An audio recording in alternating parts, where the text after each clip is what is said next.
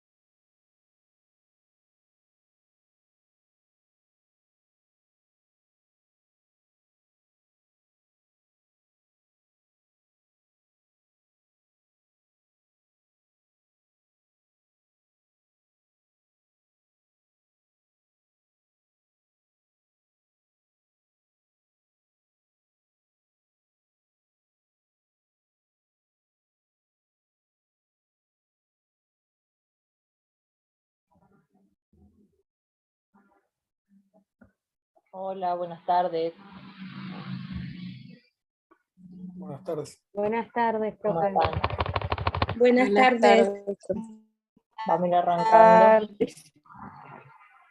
Terminamos hoy con paciente oncológico. Vamos a ver un poquito de las opciones de tratamiento que tiene la patología oncológica, y después nos vamos a dedicar más a la quimioterapia y los efectos no deseados de la quimioterapia y los cuidados de enfermería que podemos hacer en los efectos adversos de la quimio, que es donde vamos a actuar nosotros. Bien. Por lo que les pusieron ahora en el grupo, Ulises, ahora de tarde estuvimos replanificando las clases, porque si no la semana que viene, claro, ustedes se quedarían solamente con 2 horas de clase de enfermería, porque ya terminan la materia de apoyo. Entonces, para ocupar esas 2 horas de la materia de apoyo, es que vamos a tener 4 horas de enfermería y vamos a terminar el programa la semana que viene ya. Así adelantamos una semana los talleres, en vez de empezar el 13, como yo les había comentado, arrancan el lunes 6. Por eso fue que se reorganizó de esa manera. Lo que a mí no me queda claro es si ustedes terminan nutrición mañana viernes o terminan el martes.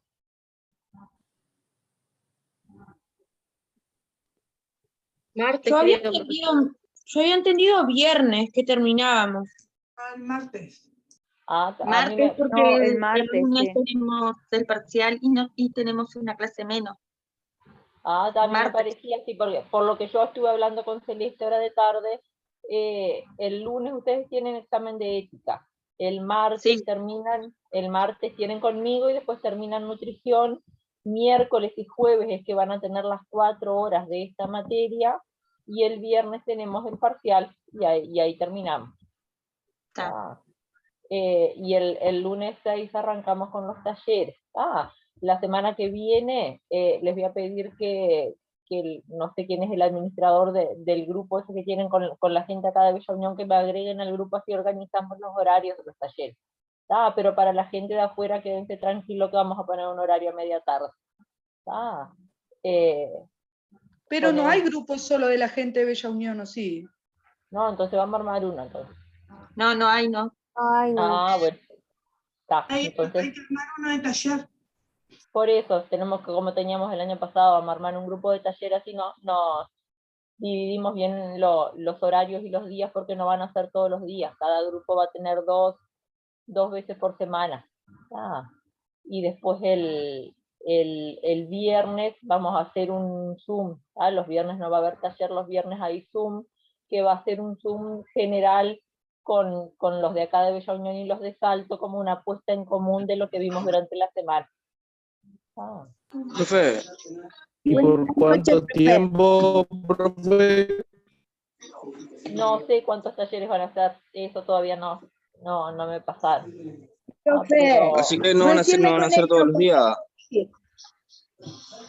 No, no sé, la gente de Salto no sé cómo los van a dividir, porque no voy a estar yo en los talleres en Salto, voy a estar con los de acá de Bella Unión. pero al menos acá vamos a hacer 2 subgrupos de la gente de Villa Unión, 2 subgrupos, y van a tener un subgrupo va a tener lunes y miércoles y el otro martes y jueves. Con Profe, una consulta. ¿Mm? ¿A los talleres tenemos que ir con uniforme? Sí, con uniforme.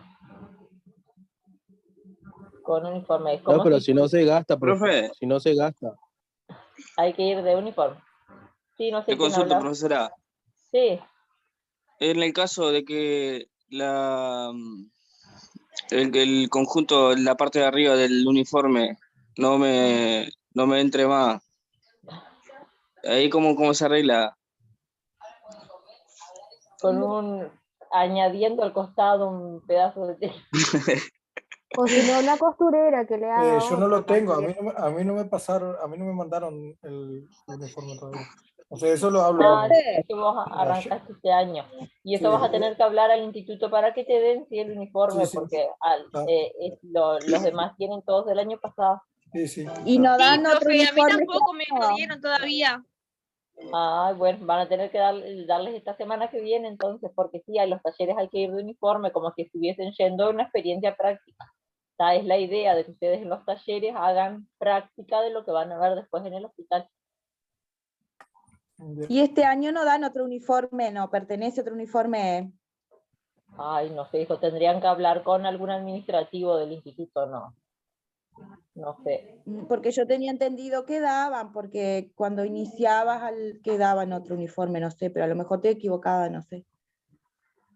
No sabría decirlo. Pregunten a alguien, algún administrativo, a Federico o a Ana. La verdad que no sé. Está bien. Pero no sé, al menos al grupo que tuvimos las prácticas con ellos ahora, del segundo módulo, no les dieron nunca. Yo no escuché los días de los talleres, profe, porque me conecté tarde. Hay un grupo que va a tener lunes y miércoles y el otro grupo va a tener martes y jueves. Y el viernes tenemos todos juntos, Salto de Unión, un Zoom. Buenazo, profe. La semana que viene vemos los horarios. Hay un grupo que va a tener en el horario este de la clase, son talleres de 2 horas, y el otro grupo vamos a ponerlo a media tarde. Buenazo. Bueno, vamos a ir arrancando. Profe, una consulta. Sí. ¿El horario va a ser tipo de 6:30, de 18:30 digo, hasta 22:30? En Salto no sé el horario, pero creo que sí que es en el horario de clase. Acá en Bella Unión va a haber un subgrupo más temprano porque hay gente que no es de acá, que es de Comensoro, de Bruni, que viaja, por eso se va a poner un grupo a media tarde, pero en Salto creo que van a ser de 18:30 a 20:30 uno y 20:30 a 22:30 el otro. Son 2 horas de taller. ¿Y los horarios de las prácticas son a las 7 por ahí, 7 algo o no? En Salto yo no sabría decirte. Acá en Bella Unión las prácticas Acá me Unión. claro que vos sos de acá. En Bella Unión los horarios son de 7 a 10 y de 19 a 22. Bien. Hay 2 turnos. Bien. Turno, todos los días 2 horas, ¿no? Un matutino y un vespertino. El turno mediodía no hay. Son todos los días 2 horas. Los talleres que arrancamos ahora el 6, no, son 2 veces por semana, lunes y miércoles o martes y jueves. Y el viernes todos juntos, un Zoom. 2 horas nomás. 2 horas. Las prácticas después cuando arranquen son todos los días 3 horas. Otra pregunta, profesora. ¿Hay un examen final o se suman todas las notas de los parciales? Hay examen oral, hay examen final, oral, escrito y práctico. Bien. Bien, bueno, vamos a arrancar. También llevan, por supuesto, una nota durante el curso. No, como no veía, en lo que pusieron en el grupo, no veía el examen final, creo que no veía, no sé, capaz. Pero el examen final es al final de toda la práctica. Sí. Después que tengan todos los talleres. No hay un examen final para acusar. No dije nada. Sí. al final del módulo 2 tienen un examen antes para pasar al tercer módulo. Sí, sí, sí. Yo pensé que había un examen para pasar a práctica, por ejemplo. No, eso no. No, no, no. Ah, bueno.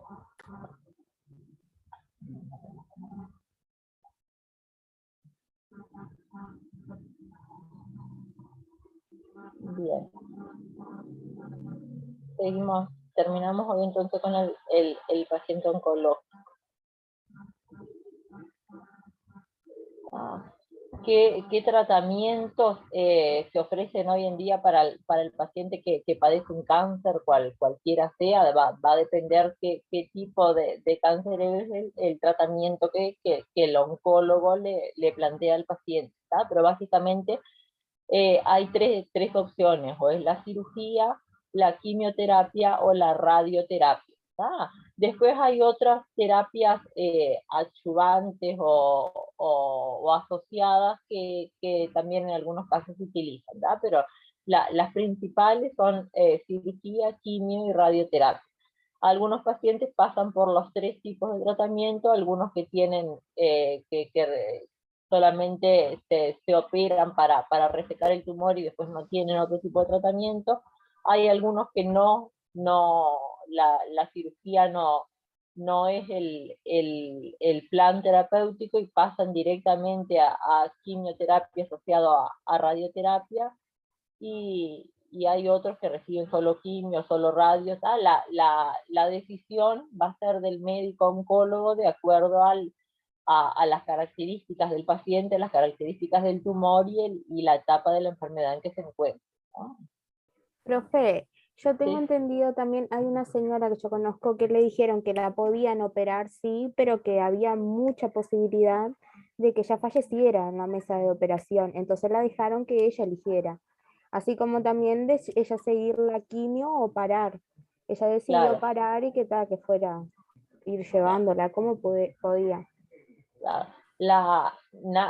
Ninguno de los tratamientos se hace sin el consentimiento del paciente, ¿no? El médico va a proponer, el oncólogo propone todas las alternativas y el paciente es el que resuelve. Nada se hace contra la voluntad del paciente. Hay pacientes donde la cirugía no es válida porque el tumor ya tiene metástasis, por ejemplo.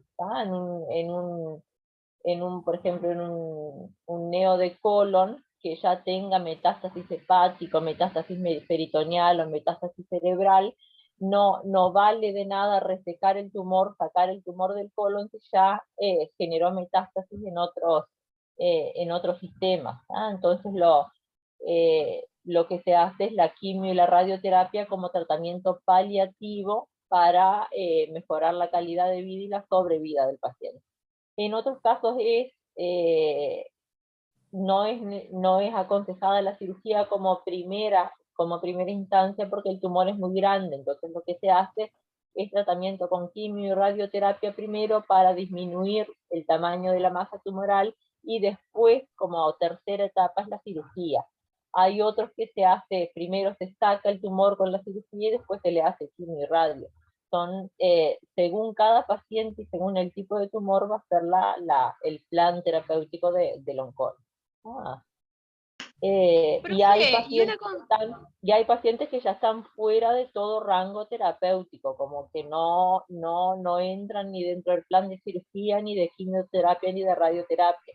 ¿Tá? Son los pacientes que ya están en una etapa terminal de su enfermedad, que cuando se le diagnostica el cáncer ya está muy avanzado, tiene múltiples metástasis, entonces van directo a la etapa de cuidados paliativos, ¿tá? Que es mejorar la calidad de vida del paciente, que el paciente no tenga dolor y que pueda sobrellevar lo que le quede de vida de la mejor manera posible.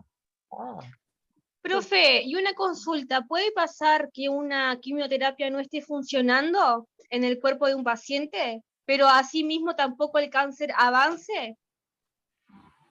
¿Cómo que no esté funcionando? Claro, como que la quimioterapia que le realizan al paciente no le dé resultado, o sea, que no se achique el tumor ni vean adelantos.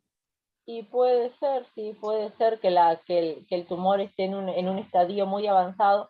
Hay 4 estadios del cáncer, ¿tá? Está el estadio 1, 2, 3 y 4. El 4 ya es el estadio más avanzado, que es el que tiene metástasis. En estos casos, difícilmente la quimioterapia o la radioterapia resuelva el problema. Lo que se hace es tratar de detener el avance de la enfermedad, que el tumor no siga haciendo metástasis y no siga creciendo en tamaño tampoco. Como que detienen que siga creciendo. No lo reducen ni hay mejoría, pero no Sí, permiten tamaño. yo le pregunto porque mi padre tiene en el pulmón hace 10 años y está del mismo tamaño. Y le hacen Claro. quimioterapia y no se achica, pero tampoco se expande ni crece. Claro, es para detener el avance de la enfermedad, tal cual. Pero no, hay distintos, la quimioterapia es todo el tratamiento, las drogas que se pasan en la quimioterapia se llaman citostáticos. Dentro de los citostáticos tenemos amplia variedad de drogas, es como que yo les diga antibiótico, y dentro del antibiótico tenemos ampicilina, penicilina, cefradina, ciprofloxacina. Es lo mismo la quimioterapia, citostáticos son todos. Dentro de los citostáticos tenemos adriamicina, cisplatino, todas las drogas citostáticas. Cada una es para un determinado tipo de tumor. Cada una se pasa también de diferente manera. Hay drogas que se pasan diluidas en un suerito de 250 en media hora, las otras se pasan en un suero de alitro en 8 horas, la otra se pasa en 2 horas, la otra en 3 horas, depende de qué citostático sea, cómo va a ser la forma de administrar. Bueno, entonces la primera de las opciones terapéuticas para el cáncer sería la cirugía. Generalmente es el primer tratamiento, y con la cirugía se va a terminar de realizar el diagnóstico de la enfermedad y la estadificación del paciente. Cuando abren el paciente para sacar el tumor, ahí como que terminaría el diagnóstico de qué tipo de tumor se trata y en qué estadio de la enfermedad estaba. Y cuando abren al paciente se encuentran que el tumor está localizado donde decía la tomografía, la resonancia, o si tiene algo más en alguna otra localización adyacente al tumor. Las cirugías oncológicas generalmente son muy agresivas, sobre todo las cirugías de los sarcomas o los tumores que están muy avanzados. Por eso el postoperatorio de las cirugías oncológicas es un postoperatorio muy delicado, el paciente tiene mucho dolor. La mayoría de las veces requiere algún día de cuidados intensivos o cuidados intermedios. Es un paciente que va a salir del bloque quirúrgico con drenajes, con vías parenterales, con sonda vesical, a veces llevan sonda nasogástrica. Todo depende de la localización del tumor también.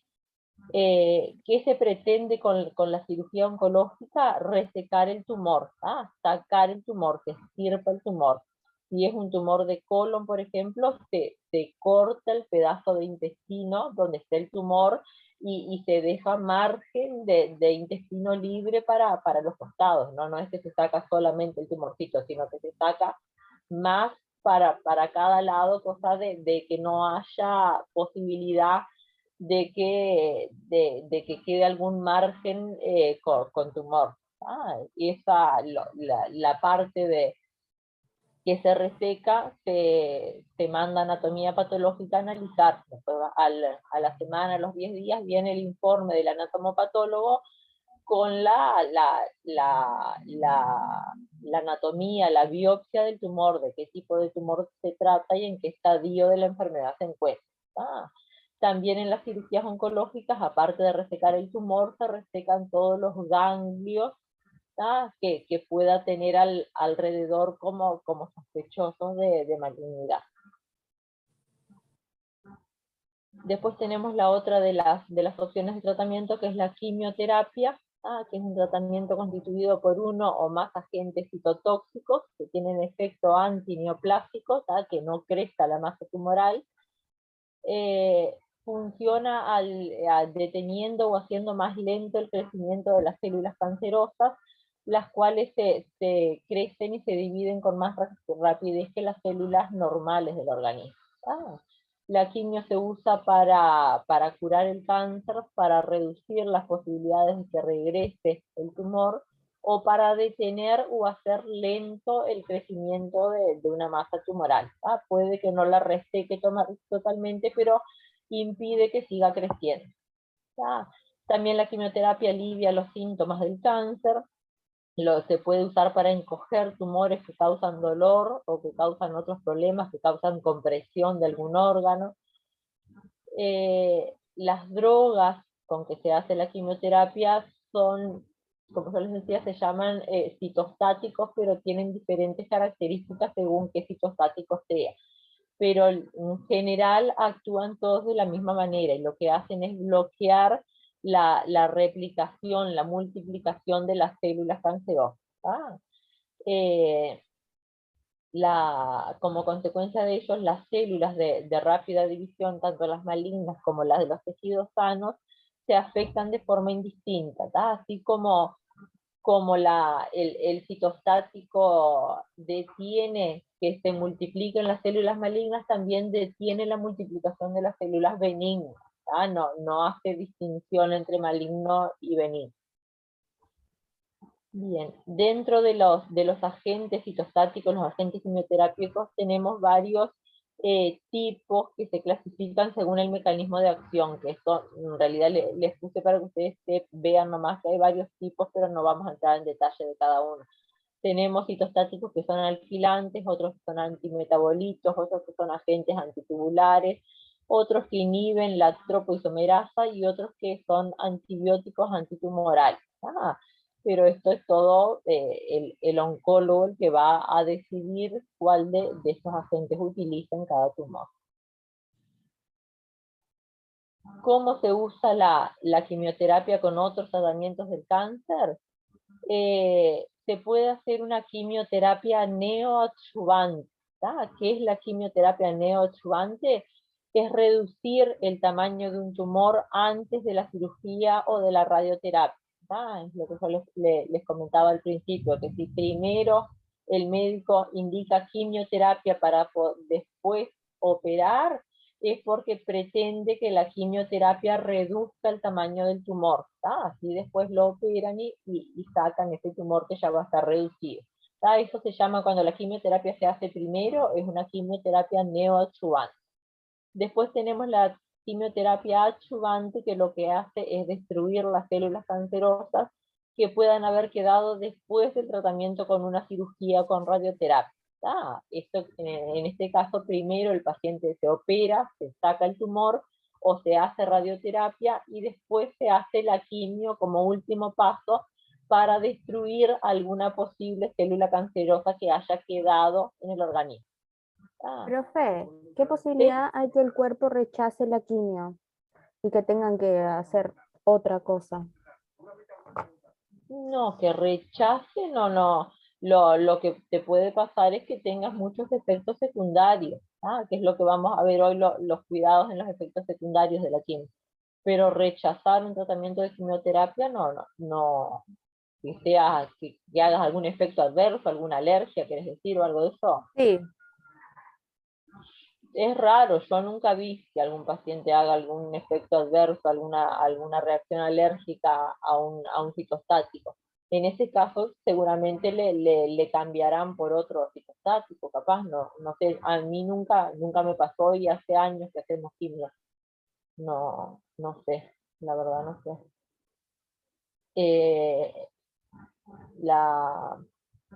Antes de iniciar el tratamiento con un citostático, el paciente pasa se le hace lo que se le llama la premedicación.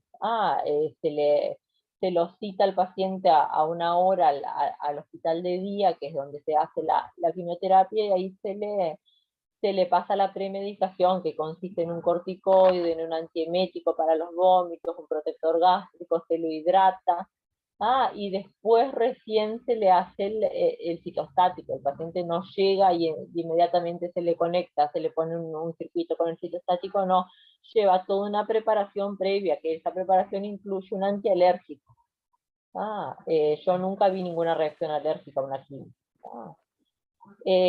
La quimio también ayuda a que otros tratamientos funcionen mejor, que la cirugía marche mejor, que la radioterapia marche mejor, y destruye las células cancerosas que han regresado o se han extendido a otra parte del cuerpo.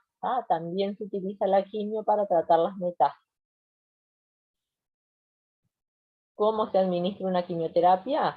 La más común es la vía intravenosa. Es la forma más común de administrar una quimio.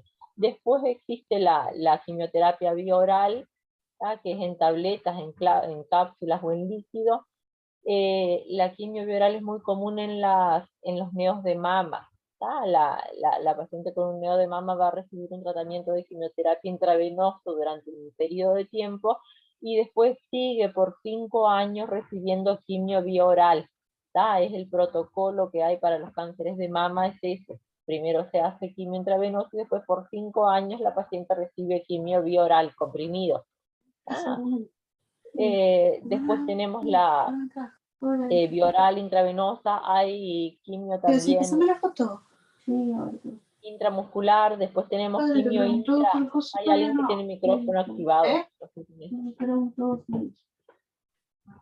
Después tenemos quimio. No veo. Nicole. A ver. Tengo como silenciar. Bueno, silenciar. ¿Ahí ven usted? Sí, se ve, profe. Sí. Yo no veía nada. Bien. Después tenemos quimio intramuscular, que ese es más difícil de ver, quimio intratecal, que sería como una anestesia raquidia, también es difícil de ver, quimio intraperitoneal, que se hace directamente en la zona abdominal, en el peritoneo, quimio intraarterial, que es en vez de poner una vía venosa, es en una arteria, y la quimio tópica, que sería a través de cremas, de ungüentos, de pomadas que se pasan directamente sobre el tumor. En este caso se usa en los cánceres de piel, por ejemplo. Pero la quimio más común es la quimio intravenosa, que como yo les decía, estos tratamientos se hacen en el llamado hospital de día. Todas las instituciones, todos los hospitales tienen un servicio que se llama hospital de día. Ahí es donde se hacen los tratamientos de quimioterapia.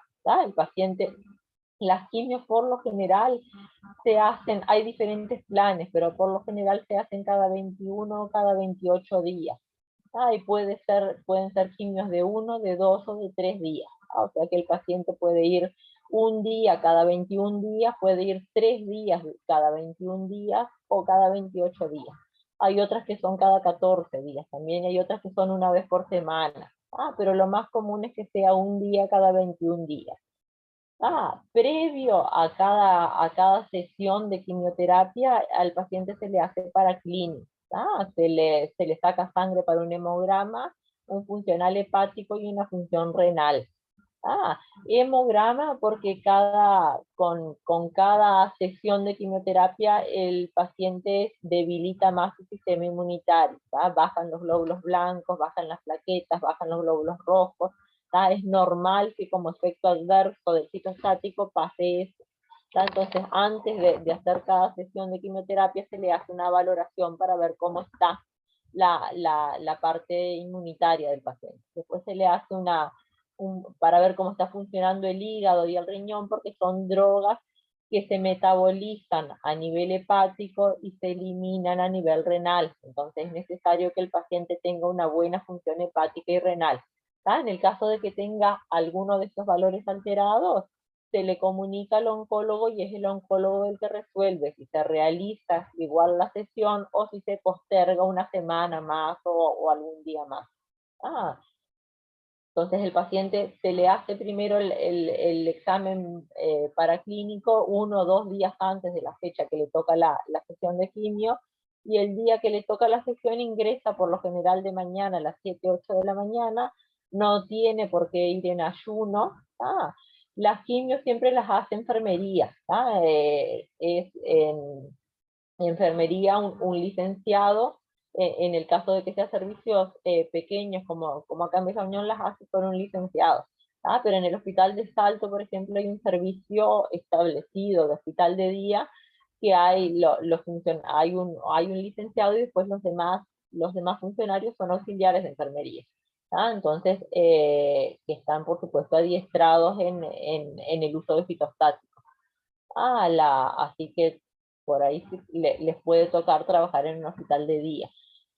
El paciente se lo cita a las 7 de la mañana, 7, 8, no tiene por qué estar en ayuno, puede desayunar, llega al servicio, se le hacen los controles de signos vitales, se le coloca una vía venosa, el paciente puede ir acompañado, no es que tenga que ir solo.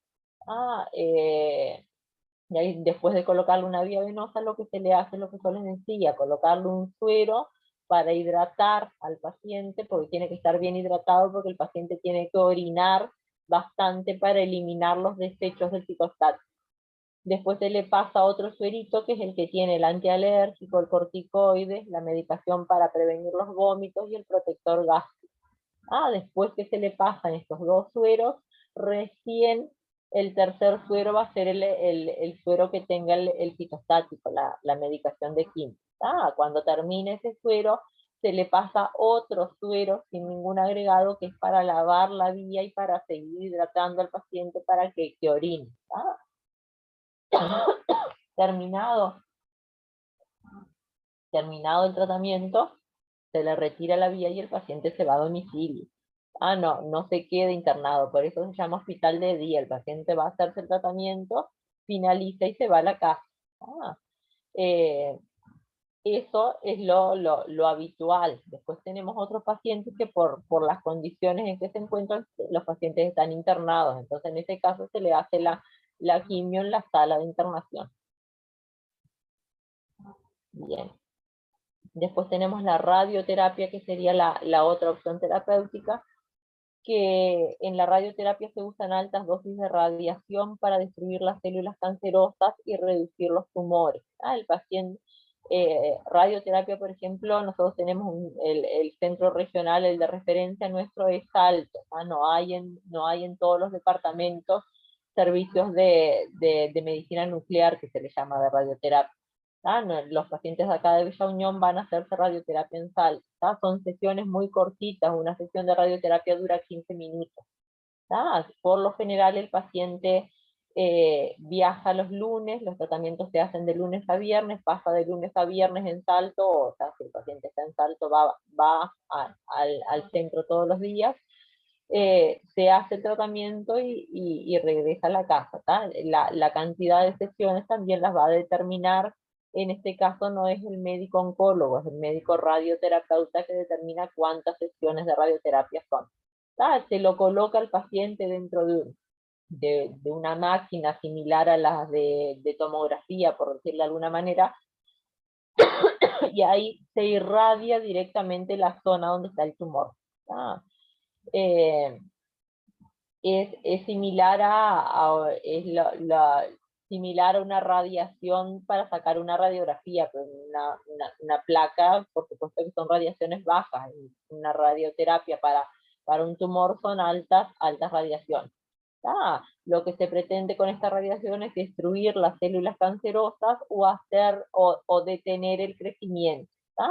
Lo que hace es dañar el ADN de la célula cancerosa. Una vez que la célula cancerosa está dañada, lo que hace después es eliminarse con la orina o con la materia, como producto de desecho. La radioterapia no va a destruir de inmediato las células cancerosas, se requieren días o semanas de tratamiento antes de que el ADN de la célula maligna sea dañado. Después de terminado la radioterapia, sigue haciendo efecto durante semanas. El paciente que es sometido a radioterapia no tiene por qué estar aislado, ni que no pueda tener contacto con otras personas después, no. Acá tenemos una foto del equipo. El paciente es introducido dentro del aparato y se irradia solamente la zona donde se encuentra el tumor. Hay dos tipos principales de radioterapia, una es de haz externo y la otra es la radioterapia interna. La de haz externo procede de una máquina que enfoca la radiación directamente al cáncer. Y la radioterapia es un tratamiento local, lo que hace que se trate una parte específica del cuerpo. Si tiene, por ejemplo, un cáncer de pulmón, se va a irradiar solamente la parte del tórax.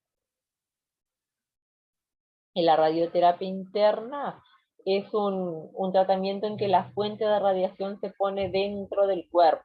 Esto se llama braquiterapia. Es menos conocido. Lo que habitualmente se hace es la radioterapia externa, que mediante ondas externas al cuerpo se irradia directamente la zona del tumor. ¿Qué efectos adversos puede tener la radioterapia? Puede tener efectos sistémicos, o sea, a nivel general, o efectos locales en la zona donde se irradió. Como efecto sistémico, como efecto general, puede haber cansancio, falta de apetito, náuseas y caída en el hemograma. ¿Qué quiere decir caída en el hemograma? Que bajan los glóbulos blancos, bajan los glóbulos rojos, bajan las plaquetas, como efecto de la destrucción de las células cancerosas. La magnitud de los efectos adversos va a depender de cada paciente y de la extensión del área irradiada. Si el paciente tiene un tumor de colon y hay que irradiarle toda la parte abdominal, va a ser diferente que si tiene un tumor de tiroides, por ejemplo, y hay que irradiarle solamente la parte del cuello. Depende del área irradiada, va a ser el efecto que pueda tener. Y los efectos locales, lo que hace la radioterapia es irritación en el área irradiada, que se puede manifestar con enrojecimiento de la piel, dolor, ampollas, y la piel en la zona irradiada se puede descamar. Profe, una consulta. ¿Un tumor de carcinoma qué sería? ¿Lo qué? Un tumor de carcinoma. No, carcinoma es un tumor. Por lo general los carcinomas son de piel o carcinoma de mama. Carcinoma quiere decir tumor, no es tumor de carcinoma. Es lo mismo decir tumor o decir carcinoma. Carcinoma es un tipo de cáncer. Dentro de los cánceres tenemos sarcomas, carcinomas, osteosarcomas. Es un tipo de cáncer. Generalmente los carcinomas afectan la mama, la piel, el colon, hay carcinomas de colon. Pero decir tumor o decir carcinoma es lo mismo. Bien. Después tenemos el tratamiento de hormonoterapia. Esto sería un tratamiento adyuvante, como que ayuda a alguno de los tratamientos anteriores.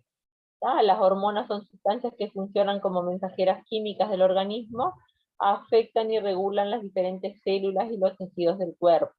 La terapia hormonal se utiliza para el tratamiento del cáncer en aquellos tumores donde son sensibles a las hormonas, donde el sistema afectado depende del funcionamiento hormonal. Fue la primera terapia dirigida hacia un blanco específico con el objetivo de detiene o enlentece el crecimiento del tumor. En la actualidad la hormonoterapia se usa como en el tratamiento de los tumores hormonodependientes, como el cáncer de mama o el cáncer de próstata. Aparte del tratamiento de quimioterapia, se usa el tratamiento hormonal. Se puede utilizar en los diferentes estadios de la enfermedad, desde un cáncer de reciente aparición hasta un estadio avanzado. Y también la terapia va a depender de cada paciente y de las características del tumor. Pero se usa asociado a la quimioterapia. Después tenemos los tratamientos biológicos y con drogas blancos, que permiten de una forma más individualizada el tratamiento del cáncer. Distingue con más precisión las células normales de las células malignas y limitan los efectos secundarios del tratamiento, porque la quimioterapia no distingue, por ejemplo, entre células malignas y benignas, ¿tá? Destruye las células benignas también, por eso es que caen los valores en el hemograma.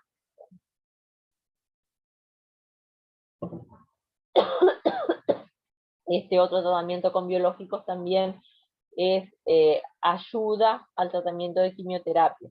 Por lo general estos tratamientos biológicos son, ¿cómo se dice?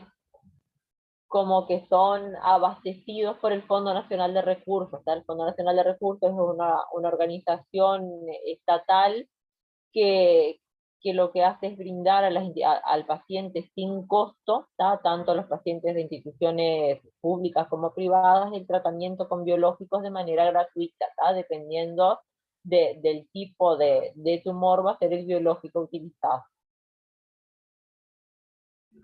Bien, para hablar por arriba, porque ya estuvimos hablando ayer igual, lo más importante en el tratamiento, en el cuidado de estos pacientes es el cuidado del dolor. Que les quede claro que un paciente oncológico va a tener dolor en algún momento, en alguna etapa de la evolución de su enfermedad, va a tener dolor. ¿tá? Entonces nuestro cuidado siempre tiene que estar enfocado a mitigar ese dolor del paciente. ¿tá? Dolor físico y dolor emocional, dolor espiritual, dolor psicológico. ¿tá? Ningún lazo une tan estrechamente dos corazones humanos como la compañía en el dolor.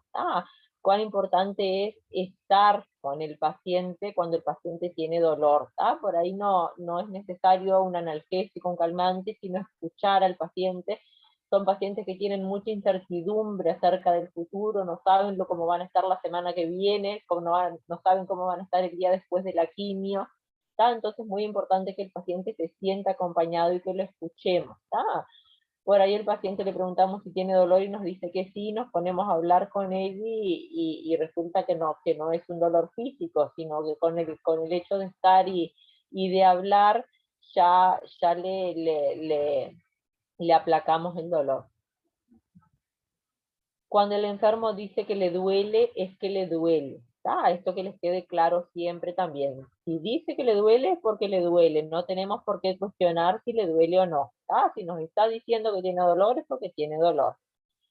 El dolor propio siempre es insufrible y el ajeno siempre exagerado. Eso es algo muy, muy común y muy verdadero, siempre decir que cuando tenemos un dolor nosotros no aguantamos el dolor, no lo toleramos, pasa horrible porque me duele, pero si el que está al lado mío dice que le duele, ya estamos diciendo que está inventando, que no le duele tanto, que es un exagerado. No tiene por qué ser así. Si mi dolor es insufrible, el dolor de la persona que tengo al lado también lo va a ser. Bien, de los enfermos con cáncer avanzado, entre el 60 y el 80% tiene de un dolor moderado a intenso. La mayor frecuencia de los dolores se presenta en los pacientes que tienen tumores óseos, y los pacientes que tienen tumores en la sangre, que tienen leucemia, son los que menos padecen dolor. La prevalencia del dolor va a aumentar a medida que progresa la enfermedad. En los estadios más avanzados de la enfermedad, el paciente va a tener cada vez más dolor. El dolor es una experiencia subjetiva, es una emoción, no tenemos cómo determinar qué dolor tiene la otra persona, no se puede medir.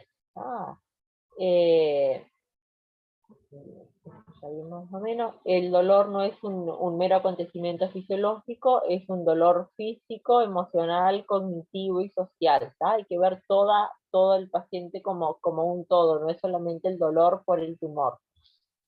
El dolor que nosotros percibimos no depende solamente del daño corporal, está también determinado por las experiencias anteriores y por el modo de recordarlo. La percepción del dolor, la tolerancia y la respuesta ante el dolor no dependen de un estímulo nervioso o del daño en alguna parte del cuerpo, sino que la percepción del dolor está relacionada con la percepción propia de cada individuo, por la experiencia pasada, por las creencias, las expectativas, por el núcleo social, por el entorno. No es solamente el dolor físico, sino todo el entorno que rodea al paciente. podemos decir que el dolor es lo que la persona que lo sufre dice experimentar, ¿sabe? Como experiencia emocional se verá modificado por una serie de factores que modularán la vivencia o la intensidad dolorosa. Cada persona sabe cuánto le duele. Los Profe, factores una pregunta, ¿puede haber un tipo de cáncer que sea totalmente asintomático? ¿Que nunca le duela nada? y puede ser que no genere alteraciones y que cuando se detecte ya sea en un estadio avanzado de la enfermedad. Sí, puede ser. Por Pero ejemplo, sin no sé. síntomas alguno, nada. Y puede ser, por ejemplo, a ver cómo, a ver, Profe, en el sí, caso de mi suegro fue así. los, Y los, le dijeron que se originó en la vesícula, que tenía cálculo, se ve, y ella nunca sintió nada. Y eso mismo fue lo que le produjo el cáncer.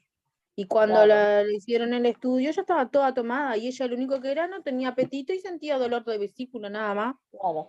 Lo- los, los cánceres, la mayoría se manifiestan de la misma manera, con una repercusión general, ¿tá? ¿Qué incluye la repercusión general? Es el adelgazamiento, la falta de apetito, la inapetencia, la intolerancia a las comidas, la fatiga, el cansancio, casi todos se manifiestan de la misma manera.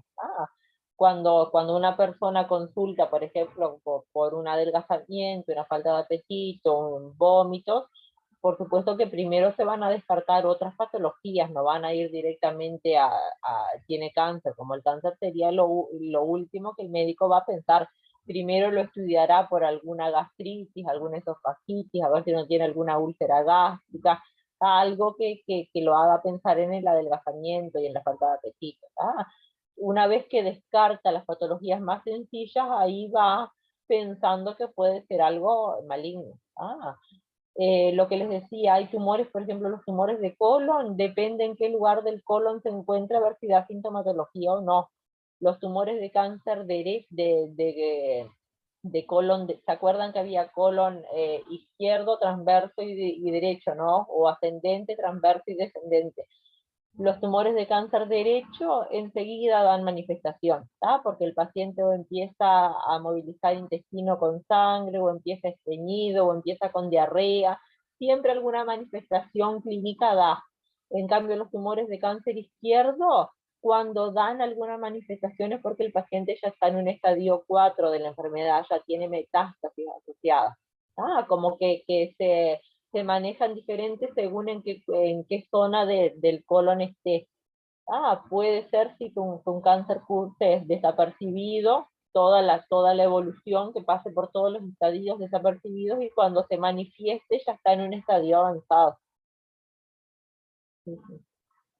Bien, ¿cuáles son los factores que van a aumentar el umbral de dolor de una persona? El sueño, el reposo puede aumentar el dolor, la simpatía, la comprensión, la solidaridad, actividades de diversión, que aumenten el umbral que la persona sienta dolor con un nivel más elevado.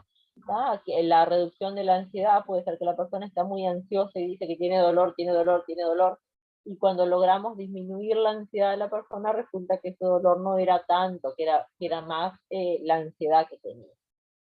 O que una persona esté con un estado de ánimo triste, deprimido, y cuando eleva su estado de ánimo deja de sentir dolor. Existe un concepto que es el concepto de dolor total. ¿Sabes qué es dolor total? Es la creadora de este concepto, es una enfermera, Cicely Sander, que es la creadora del movimiento de cuidados paliativos. Quiere decir que el dolor no es solamente el dolor físico, sino que incluye los aspectos físicos, psicológicos, social, cultural, económico, espiritual. Es el dolor desde el punto de vista multidimensional. A partir de este concepto de dolor total fue que después se crearon los cuidados paliativos.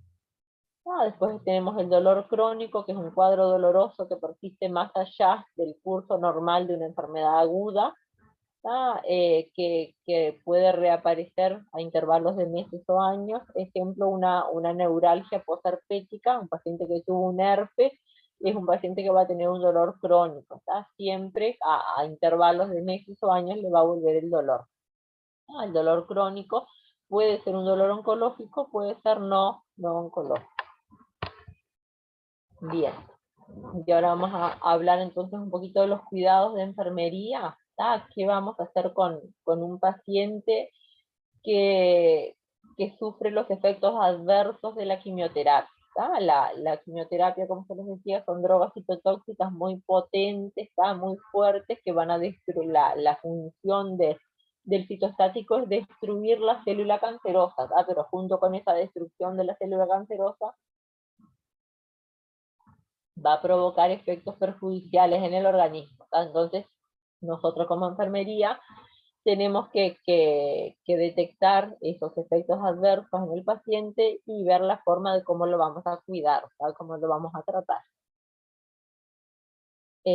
Los cuidados de enfermería en estos pacientes que son sometidos a quimioterapia siempre van a estar relacionados con los efectos secundarios que tiene la quimio. Cada efecto también va a depender de la condición del paciente y en qué estadio de la enfermedad se encuentra. No es que todos los pacientes que se someten a un citostático van a tener los mismos efectos adversos.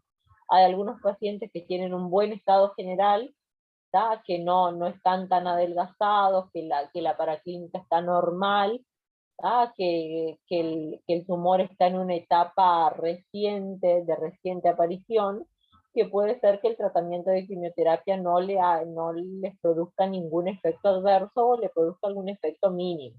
A medida que el cáncer está más avanzado y que el estado de salud del paciente está más deteriorado, va a tener más efectos adversos. Bien, vamos a ver un poco los efectos adversos por patología y qué cuidados le brindaría. La mayoría de los efectos adversos están relacionados al aparato digestivo. Lo que aparece en casi la mayoría de los casos son las náuseas. Estos efectos adversos tienen el pico máximo al segundo o al tercer día después de haber recibido el tratamiento de quimioterapia. No es que el paciente termina de recibir el tratamiento de quimioterapia y va a empezar con los efectos adversos. Recién a las 48, 72 horas post tratamiento es que el paciente empieza a manifestar algún efecto adverso. Así que las náuseas sería uno. ¿Qué cuidados de enfermería vamos a hacer para un paciente que está con náuseas? Informarle, es importante que el paciente cuando reciba su tratamiento ya se le informe de todo lo que le puede pasar, es un derecho del paciente y es una forma de que el paciente se sienta más seguro y esté más tranquilo también en los días posteriores. El paciente que se interna en un hospital de día para recibir el tratamiento va a estar mínimo 4 o 5 horas ahí recibiendo la quimioterapia, así que es una buena instancia para que nosotros eduquemos al paciente. Hoy en día hay muchos folletos, todos los laboratorios siempre mandan folletos explicativos, folletos para entregar a los pacientes sobre los efectos adversos de la quimio. Entonces es una instancia que nosotros podemos aprovechar con el paciente para hablar, para explicarle que si tiene náuseas, lo que tiene que hacer, que cuando consulte. Así que informarle que su aparición puede empezar 2 o 3 horas después de administrar la quimio, pero puede durar hasta 3 días, hasta 72 horas después de la quimioterapia. Disminuir la ansiedad del paciente es importante porque le disminuye las náuseas también. Administrar antieméticos antes, durante y después del tratamiento. Lo que yo les decía, que se le administra antes del tratamiento Primperan como un antiemético para prevenir las náuseas y los vómitos. Y después de recibida la quimioterapia, el paciente siempre se va a domicilio con algún antiemético bioral, o Primperan o Domper. Siempre se va con medicamento como preventivo de las náuseas y los vómitos. Después de administrar el citostático se puede dar al paciente bebidas, tostadas, galletas saladas y progresivamente aumentar la tolerancia. El paciente puede alimentarse mientras está recibiendo la quimio, no tiene por qué estar en ayuno. A veces el ayuno prolongado también le provoca náuseas. El otro problema que podemos tener en el aparato digestivo son los vómitos. ¿Qué hacemos frente a un paciente que está con vómitos? Esos vómitos pueden ser agudos durante las primeras horas, las primeras 24 horas después de la quimio, generalmente son vómitos intensos. Pueden ser vómitos anticipatorios antes de recibir el tratamiento de quimioterapia, o vómitos retardados que aparecen después de las 24 horas de haber recibido el tratamiento y se prolongan hasta el cuarto o quinto día después de la quimio. En estos casos, un paciente que esté con vómito, es importante vigilar la hidratación del paciente. Tenemos que prevenir que el paciente se nos deshidrate por los vómitos. Si los vómitos son muy graves y prolongados, es probable que aparezcan trastornos en el equilibrio hidroelectrolítico, que el paciente se deshidrate, y en ese caso habrá que reponerlo por vía intravenosa, siempre todos con indicación médica, ¿no? En el caso de que el paciente tenga muchos vómitos, seguramente le van a mandar a hacer algún hemograma o ionograma para ver cómo está la parte de los iones y si es necesario reponer, porque el paciente se está vomitando, no va a poder reponer vía oral. Entonces habrá que ponerle un suero. El tratamiento antiemético está con trimperan, peridona para que deje de vomitar. Vigilar en los pacientes que reciben citostáticos es muy común dar el ondansetron también como antiemético. Es una droga más potente que el trimperan y la domperidona. Vigilar sobre la persistencia de vómitos severos, dolor o sangrado, cualquier otra anormalidad, y registrarlo en el caso de que el paciente esté internado. Si existen pérdidas significativas, comunicar al médico. Si tiene vómitos muy importantes, habrá que hacer un balance hídrico de ese paciente. Y desaconsejar, si es un paciente que está en domicilio, después de la quimio se va a su casa y empieza con vómitos, que no ingiera comidas pesadas, que evite las grasas, los fritos, los picantes, los alimentos que le produzcan gases o sensación de plenitud, alimentos que tengan olores intensos, olores fuertes, que evite también comidas muy calientes, que evite tomar té o café, y que evite cocinar también, porque los olores en la cocina le pueden provocar las náuseas y el vómito. Aconsejar comidas hipercalóricas, hiperproteicas, que sean pequeñas, frecuentes. Lo más importante si la persona está con vómitos es que no deje de alimentarse. No va a poder comer una ración copiosa, sino que pequeñas porciones más fraccionado durante el día. Dieta según la tolerancia y la propia experiencia. Cada uno sabe lo que tolera y los gustos, según los gustos de cada persona. Comer despacio, masticar bien los alimentos, que el ambiente donde se encuentre la persona después de haber recibido la quimioterapia sea un ambiente limpio, que no tenga olores desagradables que le puedan provocar las náuseas, y puede ser efectivo las distracciones o las técnicas de relajación. Otro de los síntomas gastrointestinales son la esofagitis y la disfagia. El paciente, sobre todo en los tumores de esófago, después que se le hace la quimioterapia por un tumor de esófago, el paciente puede quedar con una esofagitis, una dificultad para deglutir, para tragar. Entonces, ¿qué se hace en estos casos? La comida blanda, aconsejar una dieta blanda, puré, tomar líquidos abundantes, y evitar los condimentos, las especias, las comidas picantes, y por supuesto evitar el tabaco y el alcohol, que van a aumentar esa disfagia. Profe, Sí. también las verduras crudas, porque yo tengo una tía que o sea, cuando la mandaron a hacer quimio, lo primero que le dijo que evitara las verduras crudas. Se por el trata tema de de que todo contaminación. sea hervido. Se trata de que todo sea hervido, que no, incluso la fruta también, que sea todo cocido. Cocido. Que todas las verduras, las frutas y las verduras se consuman siempre cocidas y no crudas, por la digestión de la fruta. Bien, después con el problema del estreñimiento, hay pacientes que cursan con estreñidos, hay otros que cursan con diarrea, según la droga que reciban y según la reacción que le cause en el organismo. En el caso de que el paciente tenga problemas de estreñimiento, este problema aparece una semana después de haber recibido el tratamiento de quimioterapia. Algunos citostáticos pueden causar estreñimientos y otros causan aumento de la movilidad intestinal. También puede ser que no sea efecto del citostático, sino que sea efecto del antiemético, que el primperano, el domper que le indicaron para que no le dé náuseas y vómitos, le causa como efecto adverso el estreñimiento. En esos casos, recomendar al paciente que tome alimentos ricos en fibras y residuos para facilitar el tránsito intestinal, la fruta con piel, la verdura. Siempre se recomienda mucho las compotas de manzana, pero que las compotas las hagan con la manzana con la piel. Lo mismo las compotas de pera, todo que se use con piel. Cereales integrales, ciruelas, higos, aumentar la ingesta de líquidos para ablandar la materia, que tome jugo de naranja con aceite como que actúe para emulsionar más la materia, bebida templado caliente en ayuno. Sacar el chocolate y el queso que le va a producir más estreñimiento.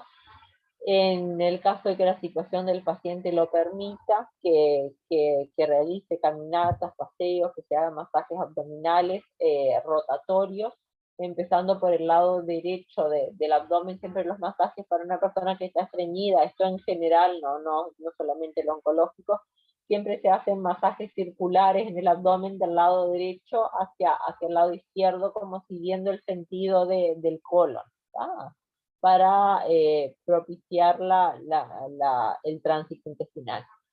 Y en caso de que el estreñimiento sea muy severo, habrá que usar algún laxante o algún enema del tipo de los enemol. Siempre con la indicación médica en el caso de que sea medicación. En el caso de que aparezca el síntoma contrario, o sea, la diarrea, cuando se considera diarrea, cuando hay 3 o más deposiciones líquidas en las siguientes 24 horas después de haber recibido la quimioterapia. Si hace más de 3 deposiciones líquidas en un día, es porque está con diarrea. También casi siempre la deposición líquida va acompañado de dolor tipo cólico y de distensión abdominal. Normalmente aparece como consecuencia de las altas dosis de antieméticos que se le administra y también por el uso de los citostáticos. En este caso lo que hay que hacer es valorar el peso del paciente, que no pierda mucho peso a causa de la diarrea, que es muy importante. Ver el ritmo de las deposiciones, cuántas deposiciones tiene.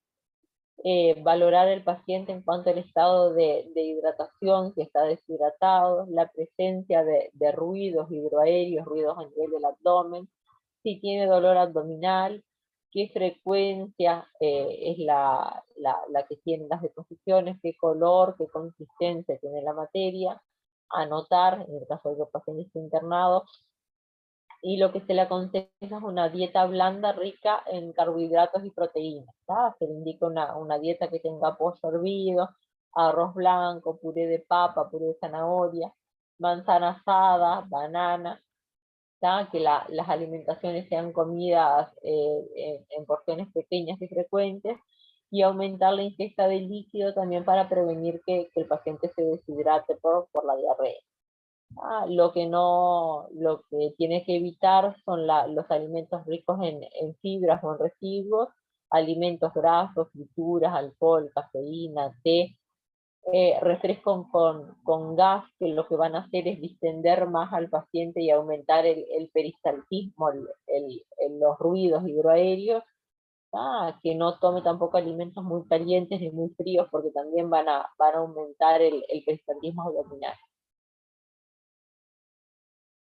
Cuando disminuya la diarrea, la cantidad de deposiciones al día, lo que se aconseja es que el paciente tome yogur los yogur de los tipos de los actimeles o que tiene probióticos como para recuperar, regenerar la flora intestinal, ¿tá? Porque junto con la materia se barre toda la flora normal. ¿Se acuerdan de la flora normal y la flora patológica?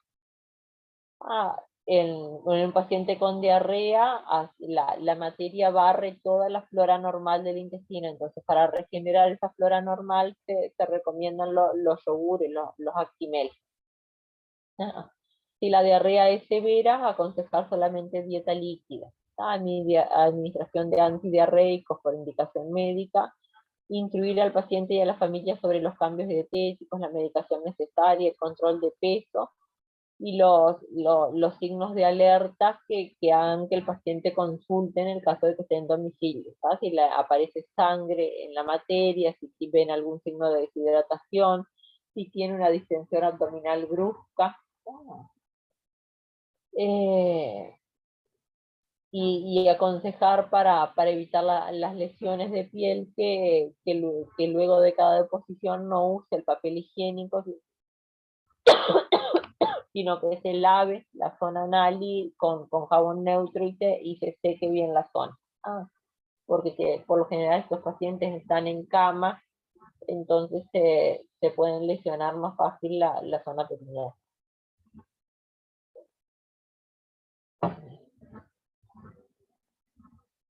El otro de los problemas gastrointestinales que pueden aparecer es la mucositis y la estomatitis. Son lesiones en la cavidad oral. Tiene que ver con el uso de citostáticos y la baja en el sistema inmunitario del paciente también. Aparece a los 7 o 14 días después de la administración del citostático y puede permanecer hasta 20 días el paciente con una mucositis. Puede afectar la cavidad oral y también la mucosa gastrointestinal. Lo más común es que sea una mucositis, que el paciente tenga lesiones, heridas en la boca. Si se prolonga más allá de 20 días, puede haber una sobreinfección causada por algún hongo o alguna bacteria. En este caso, que el paciente tenga lesiones en la cavidad oral a causa del citostático, ¿qué le aconsejamos? Que el cepillado de dientes suaves antes y después de las comidas, usar antisépticos de bucofaringios del tipo del Tantum verde, algún antiséptico. No se debe usar hilo dental, importancia de la buena higiene bucal. Lo del hilo dental es porque podemos provocar lesiones en las encías y estos pacientes tienen las plaquetas disminuidas, entonces podemos provocar sangrado. Por eso se debe evitar el hilo dental. No usar pasta de dientes tampoco que sea abrasiva, que sea muy, muy fuerte. No utilizar enjuagues que contengan alcohol porque van a resecar más la mucosa de la cavidad oral. Y usar vaselina para humidificar los labios porque las lesiones pueden aparecer en los labios como que se resecan y se cuartean. Realizar enjuagues de modo preventivo tras la administración de la quimioterapia para limpieza de la mucosa oral. Los enjuagues preventivos con manzanilla, el té de manzanilla, algún antiséptico bucofaringio, agua bicarbonatada, agua oxigenada. Esto es antes de la aparición de alguna lesión, como preventivo. Según después el grado de mucositis que tenga, ahí el médico le indicará algún otro tipo de enjuague bucal con algún antifúngico. Las temperaturas extremas de las comidas no son bien toleradas, evitar comidas muy calientes y muy frías. También evitar las comidas que son muy sazonadas, muy condimentadas, que tengan cítricos, que tengan vinagre, eso le va a agravar las lesiones en la boca. El yogur frío o helado es sedante de la mucosa oral y suministra alimento rico en proteínas, es bien tolerado y aparte de hidratar el paciente como que lo va a analgesiar.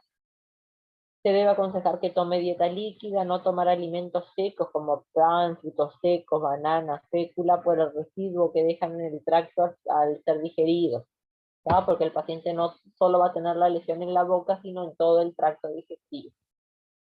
Aconsejar el abandono de irritantes como tabaco, bebidas alcohólicas que van a agravar la mucositis oral. Enseñar al paciente a realizar un examen oral cada día delante del espejo, mirarse bien la boca, las úlceras que puede tener en las partes blandas, en el paladar, en los labios, en la lengua. Dar suplementos nutricionales en el caso de que sea necesario por indicación médica. En el caso de que el paciente tolere solo líquidos, algún suplemento nutricional del tipo de Lensure, para que se mezclen con los líquidos para hacer más hiperproteicos los alimentos. El otro de los problemas que pueden aparecer como efecto de la quimioterapia es la anorexia, que el paciente esté inapetente, no tenga ganas de alimentarse. Las causas son la fatiga, la alteración del gusto, las náuseas, el estrés. El paciente por la angustia, la ansiedad que le genera la quimio, o está con náuseas, por eso no quiere alimentarse. ¿Qué hacemos en estos casos? Incitarlo que coma, pero sin forzarlo. No podemos obligar al paciente a comer porque si tiene náuseas va a terminar vomitando. Entonces, ofrecerle los alimentos que sean de su agrado. Debe educarlo que para lograr la recuperación después de la quimioterapia debe comer y alimentarse bien lo mejor posible. Facilitarle el consumo de una dieta especial, aportes nutricionales complementarios, tener en cuenta la presentación de las comidas, que es muy importante como el familiar, en el caso que el paciente esté en domicilio, le presente la comida. Un plato bien presentado va a ser más llamativo visualmente y lo va a estimular a que se alimente. Intentar eliminar olores desagradables que le disminuyan el apetito, vigilar y registrar el peso de ese paciente, seguramente va a bajar de peso. Asegurarte que el paciente se realice la higiene bucal, puede ser que no se alimente porque tiene una mucositis. Y en el caso de que la anorexia sea muy extrema, el médico le irá a indicar alimentación por vía enteral o por vía parenteral. Bien, esos serían los problemas, los efectos adversos de la quimioterapia relacionados al sistema gastrointestinal. Ahora los relacionados con el sistema epitelial, con el sistema tegumentario, el más importante es la alopecia, la caída del cabello. Es un efecto frecuente que va a variar en función del tipo de tratamiento quimioterápico utilizado. La mayoría de los citostáticos tienen como efecto adverso la caída del cabello.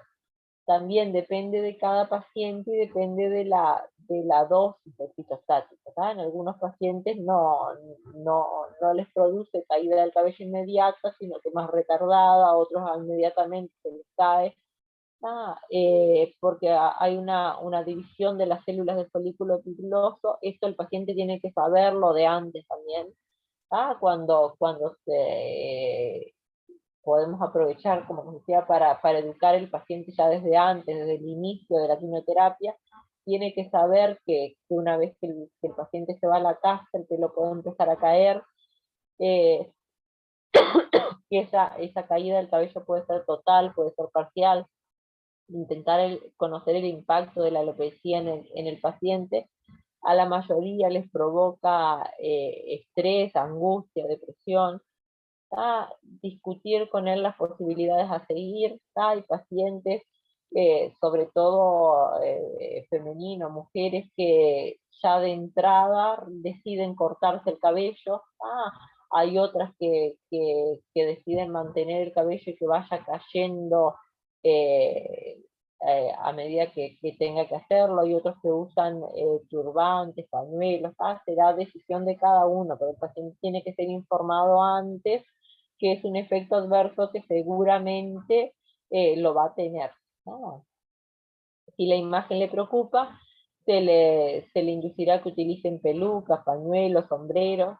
La caída del cabello será gradual, evidente a las 2-3 semanas del comienzo de la quimio, como que se va a notar. El paciente siempre relata, nos cuenta que lo empieza a notar en la ropa de cama, en las sábanas, en la almohada, ¿tá? Cuando se levanta, se nota que en la funda de la almohada tiene cantidad de cabello, ¿tá? Es lo primero que notan es ahí, ¿tá? Después en el baño dicen que cada vez que se lavan la cabeza, que se le cae cada vez más. Una vez interrumpido el tratamiento, una vez que la quimioterapia termina, el cabello vuelve a crecer, ¿tá? Van a hacer cabello nuevo desde cero, desde la raíz, entonces un cabello que va a cambiar la textura, va a cambiar el color, ¿tá? Generalmente crece más grueso, más oscuro y más ondulado de lo que lo tenía habitualmente.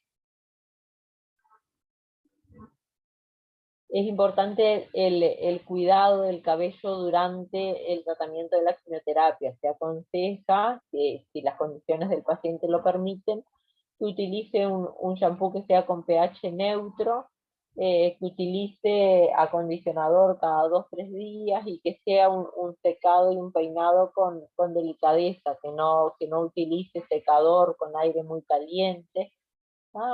Un cepillo con cerdas blandas, con dientes anchos para disminuir la tensión sobre el folículo piloso.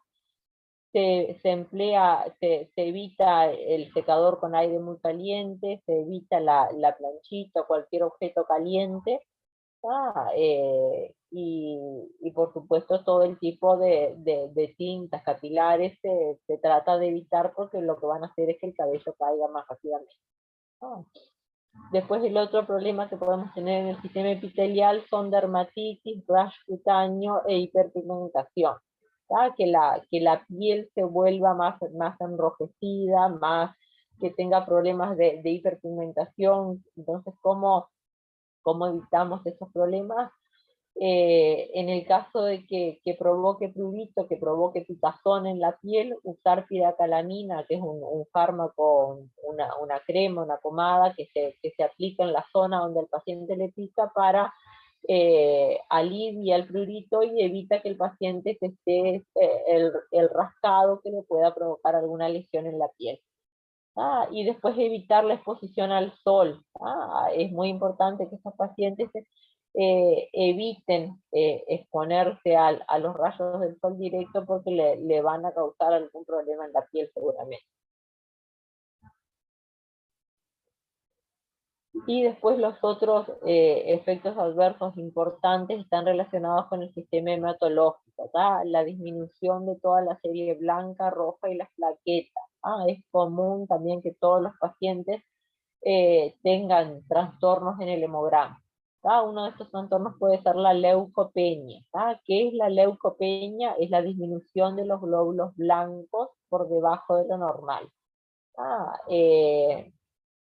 Por lo general, a la semana o 2 semanas después de haber iniciado el tratamiento de quimioterapia es donde empieza el descenso de los glóbulos blancos. ¿Qué hacemos con estos pacientes que tienen leucopenia? Extremamos las medidas de asepsia para prevenir la infección. Son pacientes que tienen glóbulos blancos disminuidos, tienen las defensas bajas, entonces tenemos que evitar que se infecte. Lavado de manos antes y después de realizar cualquier técnica con este tipo de pacientes, utilizar guantes desechables, realizar una manipulación aséptica de la vía venosa, vigilancia de todos los catéteres que tenga implantados, evitar el uso de sondas vesicales, aislar al enfermo, en el caso de que la leucopenia sea muy severa, que el paciente tenga muy disminuidos los glóbulos blancos, ahí el paciente entrará en un aislamiento, porque como está sin defensas, cualquier infección se la va a pescar. Control de temperatura cada 8 horas para ver si aparece fiebre, es indicativo de alguna infección.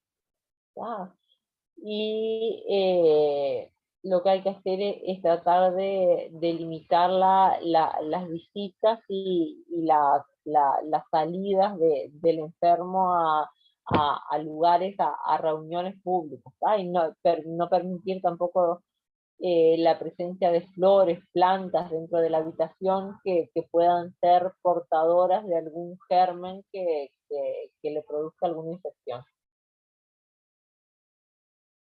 En los pacientes no hospitalizados, donde la leucopenia no es tan severa, entonces no requirió internación, lo que les decía, evitar grandes aglomeraciones, que la persona no reciba visitas durante esos días en la casa, examinar diariamente la boca del paciente buscando alteraciones, eritemas, placas blanquecinas, enseñar al paciente y al familiar que ante cualquier signo como fiebre, tumefacción, dolor, tos, secreciones, moco, cualquier cosa que lo haga pensar que tenga alguna infección en alguna parte del organismo, que consulte. Evitar cualquier tipo de traumatismo en la piel. Bien, y excluir la fruta y los vegetales crudos de la dieta, ¿verdad? Todo tiene que ser hervido, también evitando que con los alimentos crudos se introduzca algún microorganismo, ¿verdad? Por eso es lo de hervir todas las frutas y las verduras. Después, otra de las alteraciones hematológicas que aparecen también es la trombocitopenia, ¿tá? ¿Qué es trombocitopenia? Cuando disminuyen las plaquetas. También la disminución de plaquetas aparece 1 o 2 semanas después de la quimio.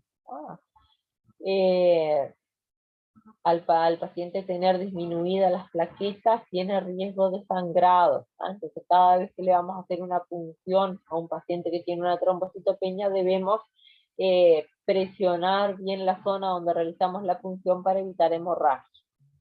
Evitar la administración de medicamentos por vía intramuscular o por vía rectal, porque pueden provocar sangrados también. Si aparece epístasis, sangrados a través de las fosas nasales, realizar taponamiento de las fosas nasales. Evitar que el paciente tome ácido acetilsalicílico, que tome aspirina, porque la aspirina es un anticoagulante que le va a provocar más sangrados. Evitar el uso de enemas, si el paciente tiene estreñimiento, pero a su vez tiene una trombocitopenia asociada, el enemol le puede lesionar la mucosa del colon y producir sangrados. Tenemos que evitar que estos pacientes queden estreñidos, entonces usar algún reblandecedor fecal de tipo de vaselina o de pentolac, dieta rica en fibra, abundantes líquidos, para evitar el estreñimiento.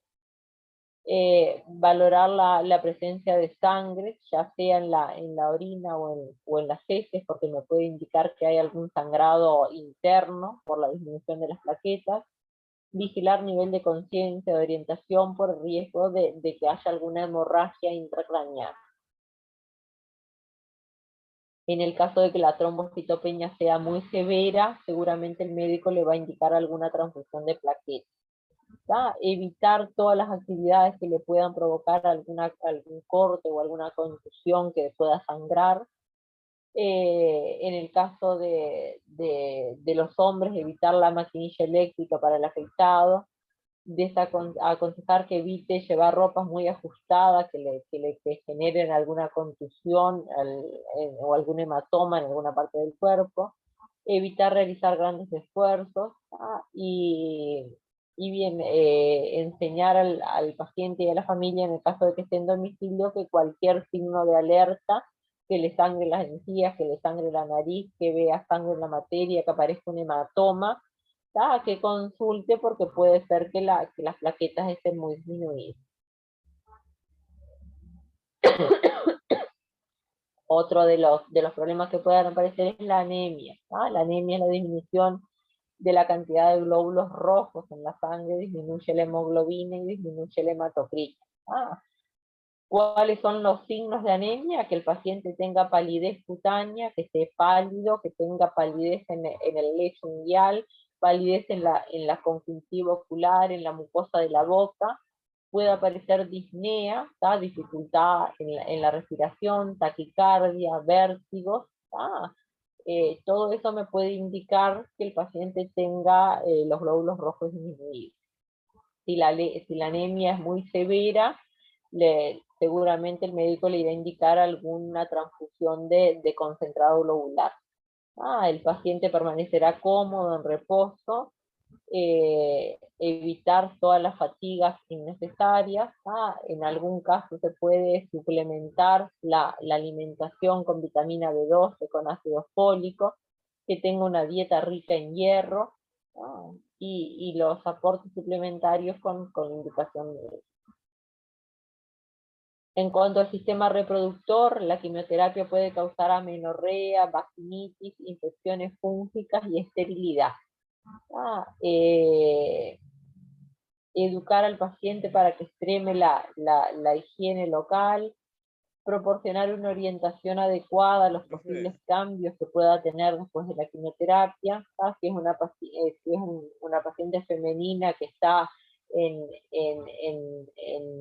que tiene el ciclo menstrual, le podemos educar que el ciclo menstrual se le pueda retirar durante el tiempo que esté recibiendo la quimioterapia, que es normal, que después va a retomar a sus ciclos habituales. Y en estos casos, mientras el paciente esté recibiendo tratamiento con quimioterapia, ya sea hombre o mujer, lo que se trata es de evitar un embarazo. Bien.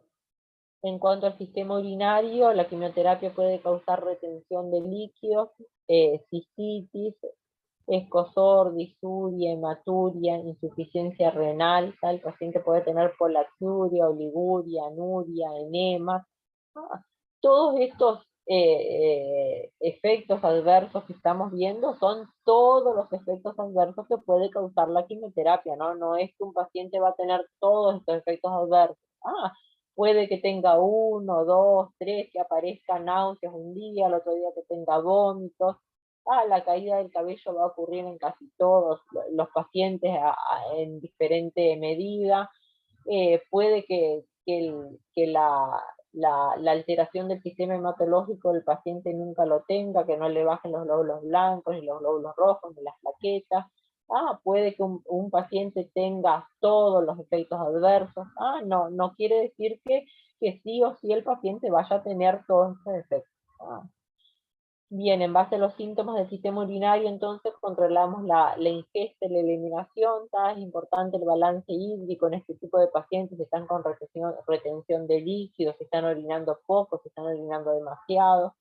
Aconsejar la ingesta de abundantes líquidos para que el riñón funcione normalmente. Control de presión arterial, control de los edemas, y aumentar la ingesta de alimentos ricos en potasio como banana o naranja. Esto para el sistema urinario. Después, en cuanto al sistema neurológico, pueden aparecer parestesias, calambres musculares, pérdidas de reflejos tendinosos, dolores neurálgicos, cansancio, euforia, depresión, hilio paralítico, que es la paralización de los movimientos intestinales, letargia progresiva y convulsiones ya en una etapa más avanzada de la enfermedad. En estos casos, como cuidados, advertirle al paciente de los posibles efectos adversos, que puede ser que en algún momento tenga alguno, puede ser que no tenga ninguno. Aconsejar la abundante ingesta de líquidos. Esto es muy importante en todos los pacientes que reciben quimioterapia, que tengan una adecuada ingesta de líquidos de 3 litros por día, para mantener una buena función renal, porque los citostáticos son drogas que se eliminan sus desechos por el riñón. Entonces, cuando el paciente más orine, más rápido se van a eliminar los desechos de la droga del organismo.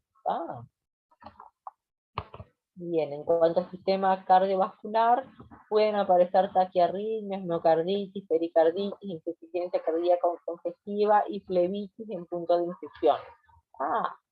Estos últimos efectos son los menos conocidos, los más raros de que aparezcan, pero puede ser que se dé. En el caso de que aparezca alguno de estos síntomas y el paciente está en domicilio, se tendrá que consultar. Y en cuanto al sistema respiratorio, puede haber tos, disnea, dolor torácico, fiebre o algún exudado pulmonar, alguna secreción, moco. También que esté atento a estos signos y síntomas, y en el caso de que aparezca, que se consulte. Bien. Eso sería todos los efectos adversos entonces que pueden aparecer después del tratamiento con quimioterapia y qué cuidados le planteamos nosotros al paciente según qué síntoma tenga. La mayoría de estos pacientes no están internados, se hacen el tratamiento de quimioterapia y se van a domicilio. Por eso es importante que el paciente se vaya al domicilio sabiendo qué le puede pasar y qué hacer ante cada aparición de algún síntoma. Y cuáles son los factores de riesgo, los signos de alerta que los hagan ir a consultar a una emergencia, ¿verdad? Que no es normal. Bien. Ahora vamos a ver un poquito medio por arriba de cuidados paliativos, porque después vamos a ver más en la clase de mañana también de este tipo de cuidados cuando veamos paciente terminal. Bien, el cuidado paliativo está instalado en nuestro país desde hace muchos años. Hay una sociedad creada que es la Sociedad Uruguaya de Medicina y Cuidados Paliativos. Hoy en día la mayoría de las instituciones de salud tiene creado un equipo de cuidados paliativos. ¿Qué son los cuidados paliativos? Cuando el paciente entra en una fase avanzada y terminal de la enfermedad, puede ser necesario intervenir con una clase especial de asistencia que se denominan cuidados paliativos. Es cuando el paciente entra en una etapa de la enfermedad donde ya no es posible el tratamiento y la rehabilitación, sino lo que hay que hacer es otro tipo de asistencia para sobrellevar la situación del paciente en ese momento. Los cuidados paliativos fueron creados para asistir a los enfermos en cualquier etapa del signo vital. Son enfermos que tienen una patología incurable, crónica, que están en un estadio avanzado o terminal. Los cuidados paliativos no es solamente para el paciente oncológico, aunque hoy en día se usa mayoritariamente para la etapa terminal de un cáncer, pero pueden ser utilizados para etapas terminales de una cardiopatía, de una enfermedad respiratoria, de una enfermedad hepática, renal, de una enfermedad infecciosa como el SIDA. En todas esas patologías que ya están en un estadio terminal, se pueden aplicar cuidados paliativos al paciente.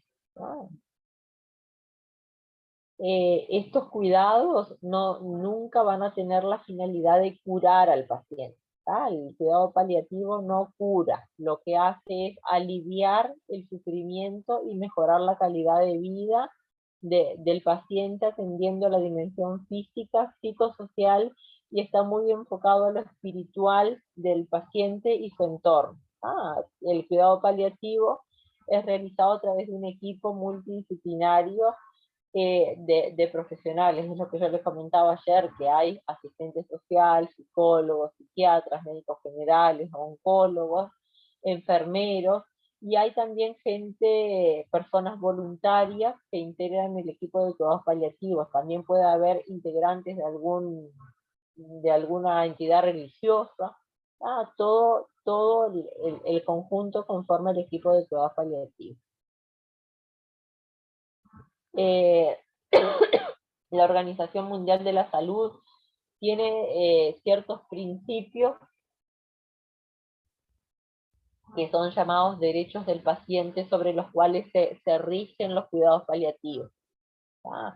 Según la Organización Mundial de la Salud, estos cuidados van a proporcionar alivio del dolor y otros síntomas angustiantes, van a reafirmar la importancia de la vida, considerando a la muerte como un proceso normal, establecen un cuidado que no acelera la llegada de la muerte ni tampoco posponga artificialmente.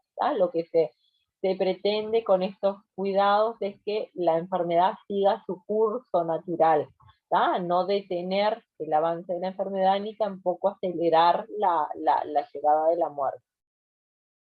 Integran los aspectos físicos, psicológicos, sociales y espirituales en el tratamiento del paciente, facilitan que el enfermo lleve una vida tan activa como sea posible, ofrecen un sistema de apoyo a la familia para ayudarla a afrontar la enfermedad del ser querido y sobrellevar después del periodo de duelo, mejoran la calidad de vida y pueden influir positivamente en el curso de la enfermedad. ¿Qué es entonces el cuidado paliativo? Es una modalidad de asistencia que es relativamente nueva, tendrá no sé, unos 20 años de creada. Lo que se hace a través de estos cuidados paliativos es mejorar la calidad de vida de los pacientes y sus familiares frente a problemas generados por enfermedades que amenazan la vida. Lo que se hace es prevenir y aliviar el sufrimiento, identificar hacer una evaluación temprana del dolor y de los demás problemas físicos, psicosociales y espirituales que puede tener la persona. Son cuidados activos, totales, integrales, que se proporcionan a los pacientes que tienen una enfermedad en una etapa avanzada, que es mortal, potencialmente mortal, y que cuando el paciente ya no responde a ningún tratamiento curativo, cuando el médico que lo está tratando ya no tiene ninguna opción terapéutica, sabe que el paciente no va a mejorar, no va a poder curar la enfermedad que está cursando, y que la enfermedad avanza, ahí se lo deriva a cuidados paliativos, ahí la enfermedad toma otro enfoque y se trata de que el paciente pase el tiempo que le queda de vida de la mejor manera posible, el paciente y la familia. Bien. ¿Quedó más o menos ustedes claro? Por acá estaríamos terminando con paciente oncológico. Sí. ¿Sí? Profe. Bien. Sí, profe. Igual el tema que vamos a ver mañana el tema de mañana es paciente grave y moribundo, es otra unidad nueva que la vamos a ver en una clase sola porque es bastante corta, está un poco relacionado con este tema de paciente oncológico también. Es la última etapa de la vida, vamos a ver los cuidados al paciente en la etapa moribunda de la enfermedad, y después vamos a hablar un poco de los cuidados post-mortem que nos corresponden a nosotros como enfermería, y hablar un poquito de la necropsia, de la realización de la autopsia, en qué consiste y cuál es la finalidad. Esa sería la clase entonces de mañana. Bueno, nos vemos mañana. Que pasen bien. Hasta mañana. Hasta mañana, profe.